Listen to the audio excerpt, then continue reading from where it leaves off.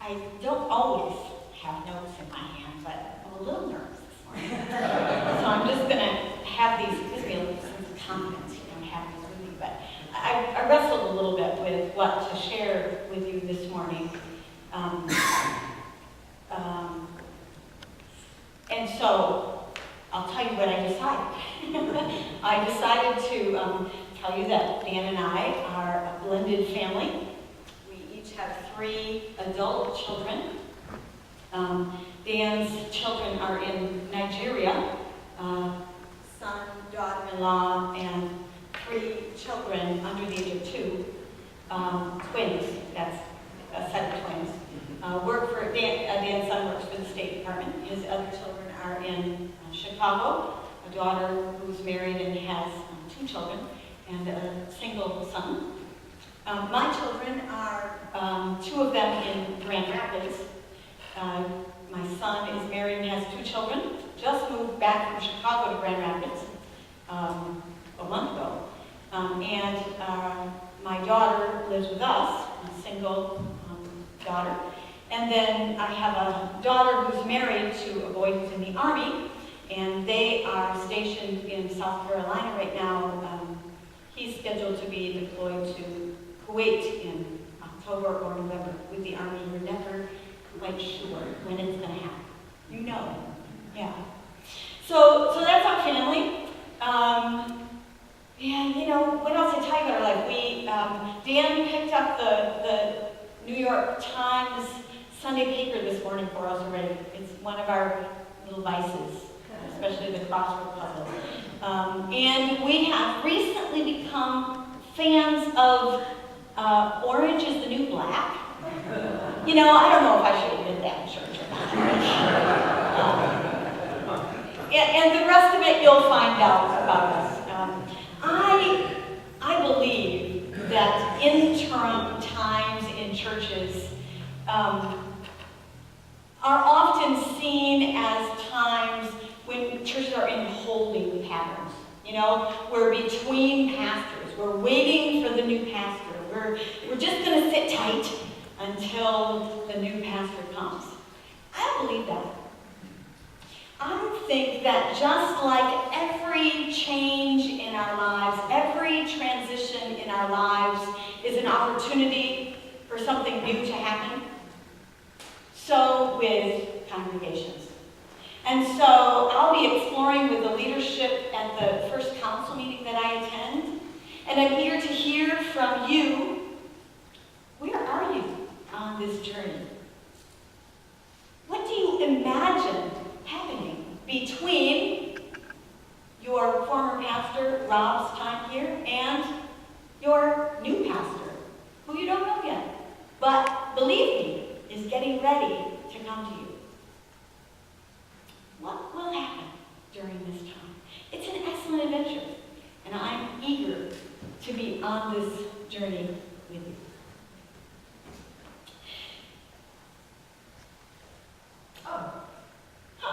I'll also tell you that we have an apartment, and yesterday morning we walked from our apartment to the bank, the corner cafe for breakfast.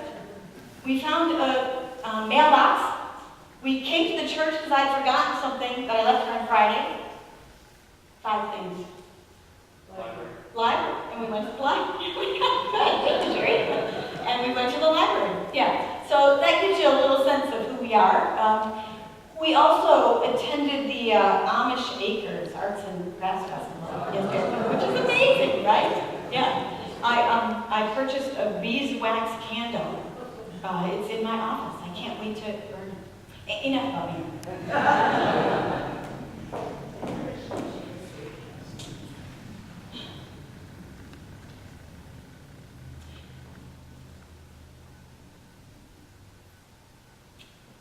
Jesus' popularity prevents him from finding any seclusion.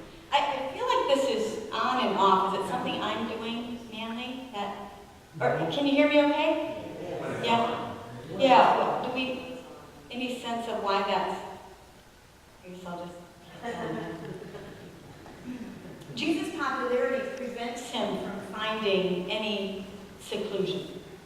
The crowds are in the know. They've got their spies, right? They're following Jesus around. And when he goes off to be by himself, the world is watching. And as you heard in the reading this morning, they go by foot and they find him. And the gospel writer records that Jesus' heart is filled with compassion and he does his healing and teaching ministry. It seems like this is probably a pretty typical day. And each gospel writer records the story to alert the reader to their own thematic needs. Matthew, in particular, wants to connect Jesus to the ancients, to the Hebrews, to the old, what we call the Old Testament scriptures. And so he has Jesus go up into the mountain. Does that recall anybody from the Old Testament? Yeah, Moses went up into the mountain, right? Elijah went up into the mountain. The early Christian reader, the early disciple of Jesus, would have heard immediately, oh, Jesus is in the tradition of Moses and Elijah. Jesus is in the tradition of Moses, who brought his people out of slavery into the land flowing with milk and honey. Jesus is in the tradition of Moses, who when the people were in the wilderness and didn't know where their next meal was coming from, called on God to bring manna from heaven, bread, the bread of life for their wilderness journey.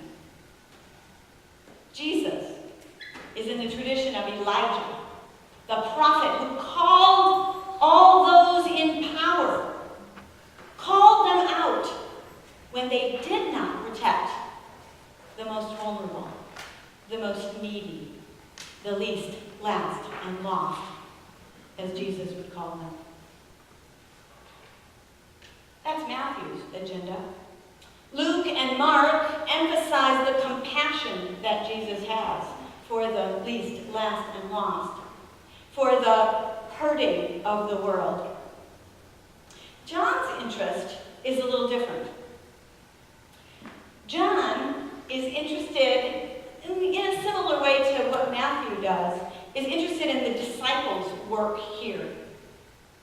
The disciples have been with Jesus for quite a while, and they haven't fully comprehended what Jesus' ministry is all about.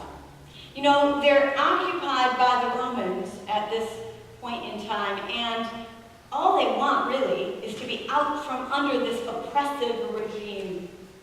And it looks like Jesus is one who can gather big enough crowds to put together a resistance that might even be able to defeat the Romans. That's their interest. And so it appears that John is using this story as a test for the disciples by bringing the disciples into the equation, right? He says, when they say, send the crowds away, he says, you feed them. How in the world are they going to feed them? How, with what little they have, would they take care of this crowd of 5,000 men, not to mention the women and children who are as far as the eye can see, gathered around? And the early reader, seeking to be followers of Jesus, would have heard this as a challenge to them. What does it mean for us to be disciples? And subsequently, those who follow Jesus throughout the ages, those of us here in this sanctuary, wrestling with what it means to be disciples of Jesus, hear this. Hear this as a challenge.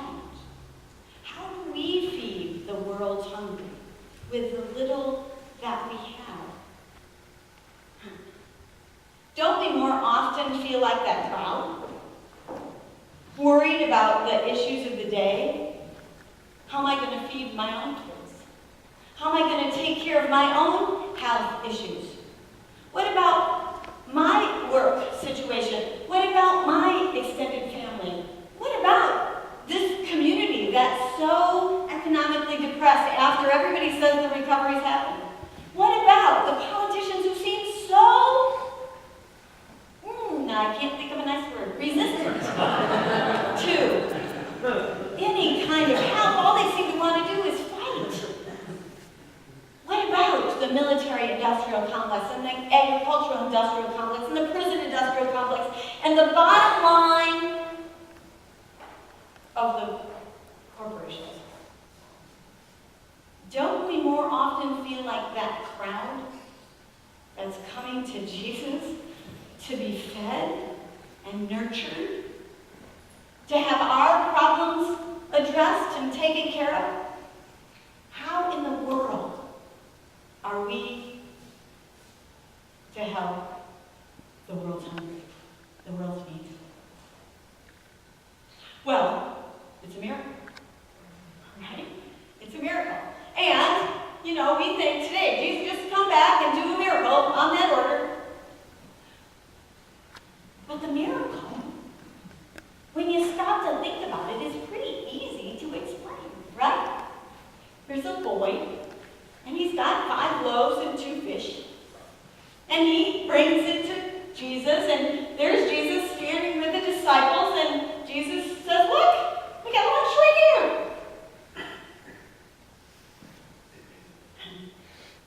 We got lunch right here. Tell the people to sit down. Sit down on the ground. Take off their robes, use them as blankets, get comfortable. Get face to face with that one whose head you've been looking at all day. Sit down on the grass. Find out who you've been standing shoulder to shoulder with. And when Jesus takes the fish and gives them back to the little boy, the little boy says, here, want a fish? Here, want a piece of bread? And that gentleman sitting in the front row on his robe starts to think, I got a little bit up at my sleep. But it looks like this guy here, looks like he came here to get some. Maybe I could share. Pulls out a loaf of bread, breaks it in half, and says, here you go. And then, as this happens from blanket to blanket, from row to row, there's the woman in the back with her diaper bag, packed with everything but the kitchen sink. Come on, you know we do it. Right? Enough formula for a month. PB&Js for all the neighborhoods. She opens the diaper bag, and she sees the woman on the blanket, who also came to get a little help. And she says, I think we can spare a little bit. Oh, and here's some PB&J. It's not hard to imagine, is it? When you think about it that way. You know that movie, Pay It Forward? Remember that movie? That was a wonderful movie, right? I got a little. I'll give it to you if you'll take your little and pass it on. And pretty soon a little is enough. Now, I'm not saying that's not a miracle. In this day and age, where it's all about bigger, better, much more, new next, you'll hear me say that a lot. And try it once, bigger, better, much more, new next. It's not that easy to say, is it? I would say it a lot, yes. When our world is about that, it's a miracle that people will share, that people will give it up for another, right? But that's not the real miracle here, I don't think. I think the real miracle here is that this little boy been hiding behind the tree over there, because children are supposed to be way in the back row, if they're there at all. This little boy who managed to sneak up close enough to actually hear what Jesus was saying, now gets Jesus' full and undivided attention. In a world where children are property, they're bred to work in the fields. You've probably heard this, they should be seen and not heard. This little boy gets Jesus' full and undivided attention. That's the miracle.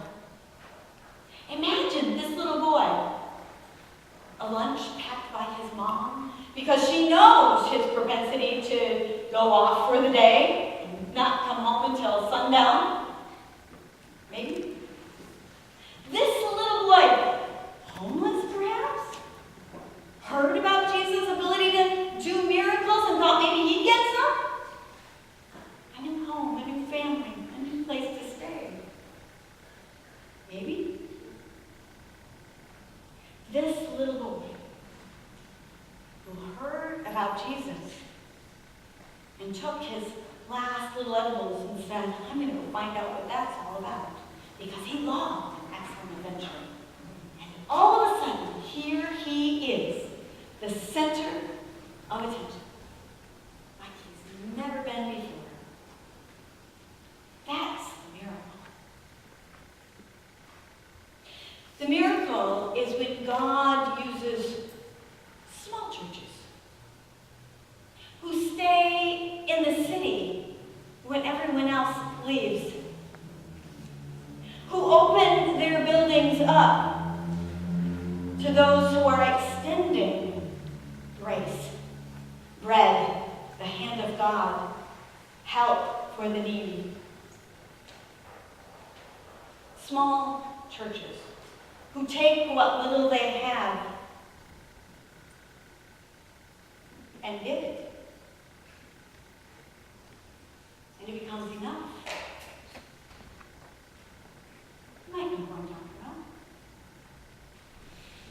I think the miracle is Jesus' mysterious way of bucking the system, of countering the status quo, of challenging the prevailing wisdom, of taking what is unnoticed and making it noticed. And in that, hearing, seeing, feeling, being touched by God's grace. I read a story this week about something that happened at Nickelodeon in 1997. Seems like a long time ago. And I didn't remember it, but I had kids then, so, TV was probably babysitting my kids in that moment. On Nickelodeon, there were a bunch of kids in Mississippi who got the attention of the governor at the time. I think his name was Kurt Fordyce. Ring a bell? Anyway, he invited churches to each take one family, to each help one family who was hurting. 5,000 churches in Mississippi could have taken care of 5,000 needy families. The initiative of children. I think the Dolphin Safe Tuna movement was initiated by children. You can probably think of other examples where children have led the way. A futurist, a Pulitzer Prize winner, Watts Walker. He's the head of a think tank out in California. Has a website called, I've forgotten it now. It's in my notes. He has a think tank. Google Watts Walker, W-A-T-T-S, Walker, W-A-C-K, you've heard of him, yeah. He says, one step in the 5 steps of success is to allow your child to tutor you in a subject they know more about than you do. Right? Yeah, right. I should let my kids tell me anything. Even my adult kids. You know, I have a 25-year-old. She's like all 25-year-olds. You know, there are days when it works for us to live together and days when I can't wait till she moves out. But we've become her tutors in the area of health and nutrition. She is all about it when it comes to how to eat so that you stay healthy. She does research like nobody's business, and she is so skilled and so adept at finding out the current wisdom that isn't the prevailing wisdom, but's under the radar screen. It's amazing. And I think that our kids are on it. I think they know more about how to use technology in good ways than we ever thought about. I think they know more about peacemaking than clearly our, those folks in the higher ups know. But probably even than what's in our hearts. I think they know more about sustainability and the green movement and taking care of our planet than we're ever going to know. Our kids are leading a revolution. It's quiet, it's subtle, it's underground. They don't even know they're doing it. Do they? But they're leading a revolution. And it behooves us to listen, to wonder, to inquire, to ask them, to learn to listen better so that we can hear what they're telling us, the wisdom that they have. And then to take our little and give it. Because little is enough. Amen? Amen. Amen. God, we thank you that you've given each of us something to share. We ask that you'll show us in this week what it is and with whom we are to share it and for what purpose. That we may indeed be your disciples, solving the needs of the world by your grace in miraculous